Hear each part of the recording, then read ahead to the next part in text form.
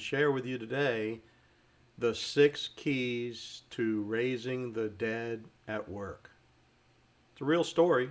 So it was just another day in the office, and towards the end of the day, I was wrapping up my work, and I received a call from the CEO on my cell phone, which was unusual. So when I answered, he sounded very concerned and asked me to rush over to the hospital. He asked me to leave right away because his mentor had had a serious heart attack and was in the ICU. So he asked me to come over and pray because I had been coaching him for a while and he knew I was a man of faith. Key number one: when people know about your faith, they will call you in their time of need, so be prepared and ready to get that call.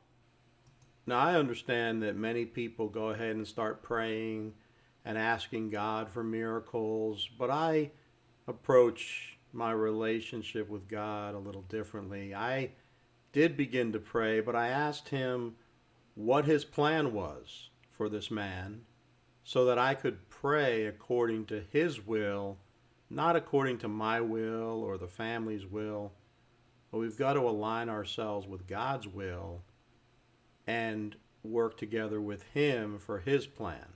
Key number two: many people get emotional and ask God to bless their desires or their plan, but it's vital to ask God about his plan and then align your prayers with his plan and his desires so that you'll be fruitful.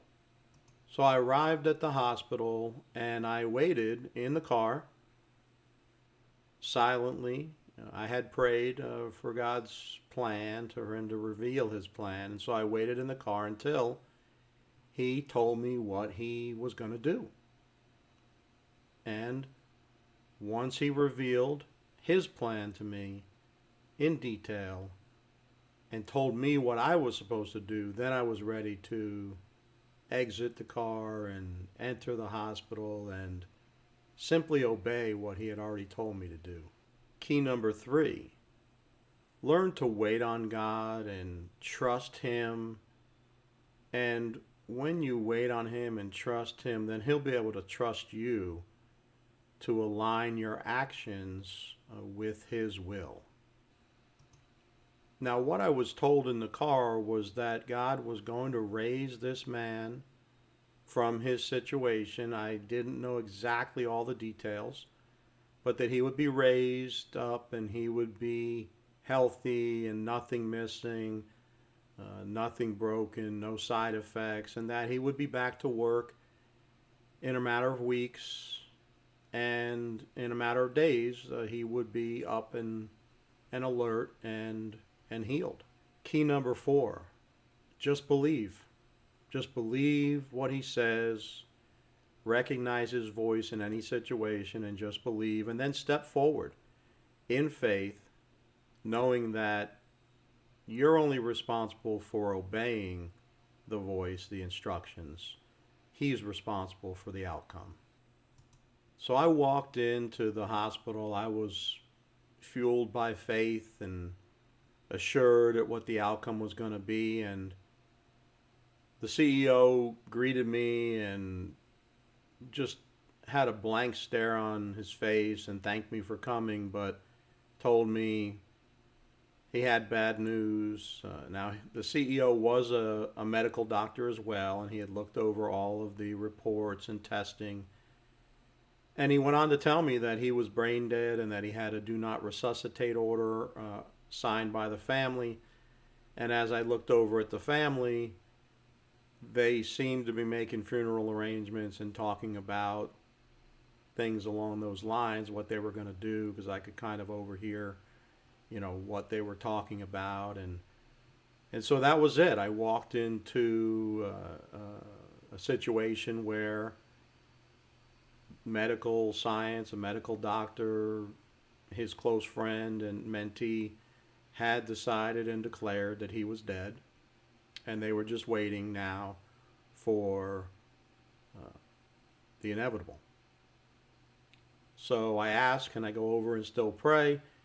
And the CEO pointed me in the direction of where he was, and when I entered in the room, his wife was there by his side, and I introduced myself and asked her if I could pray, and she kind of nodded, and I went ahead and prayed exactly the way I was instructed to pray.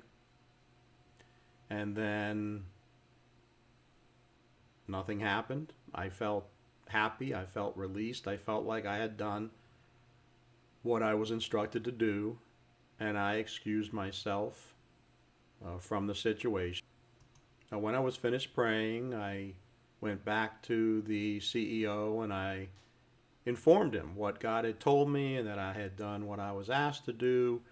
And he looked at me in disbelief. He said, "Look, JD, I know you're a man of faith. That's why I called you." And I had been working with him and coaching him, so he knew where I was in my relationship with God. But he just couldn't get over the data. He couldn't get over the facts of the case as a medical doctor.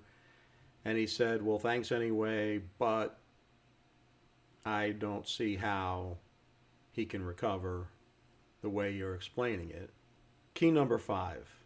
If you want to see miracles in and through your life, you are going to need to learn how to hear in your quiet time, but also recognize his voice in the heat of the moment, out in the workplace, out in the marketplace.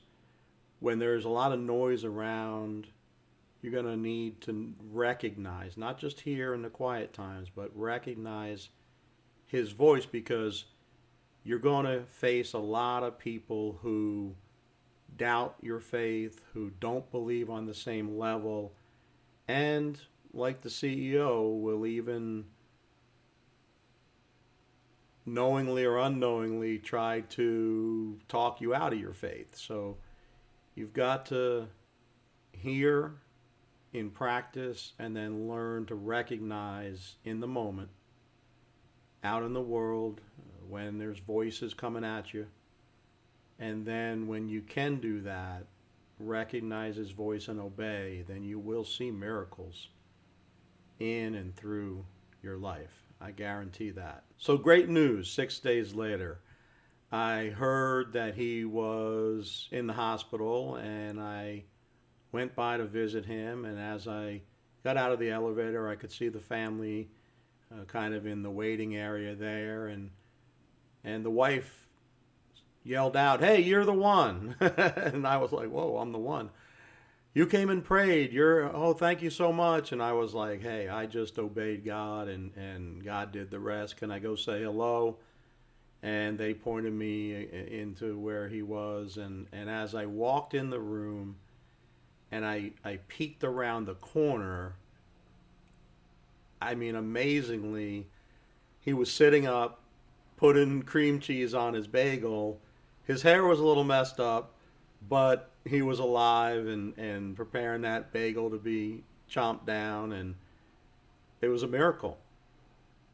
He was raised from, quote unquote, being brain dead and having a DNR order on him to getting ready to enjoy a bagel. I talked to him a little bit and said hello and told him that I was looking forward to seeing him back at work. And sure enough, it was a matter of weeks later, I believe 7 or 8 weeks, he was back at work, and he was telling me stories about how he worked at IBM 50 years earlier.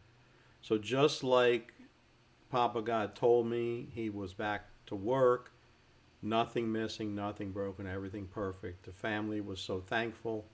Their faith was renewed in God. They were a good Catholic family, and they had certainly believed in miracles, but now they experienced a miracle, and they would never be the same.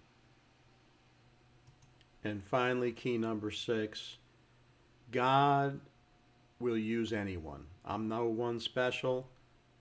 All I did was learn to recognize God's voice professionally and personally. I practiced what I coached. I learned to have a deep relationship with God. He trusted me, I trusted him, and I simply prayed and obeyed.